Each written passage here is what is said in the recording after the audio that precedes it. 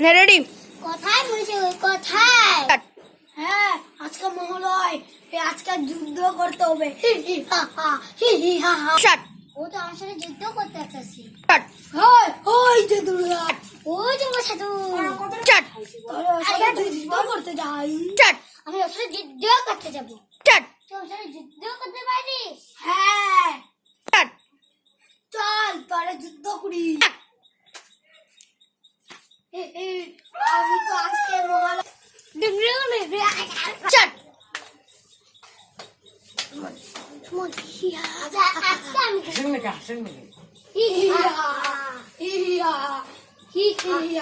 Start.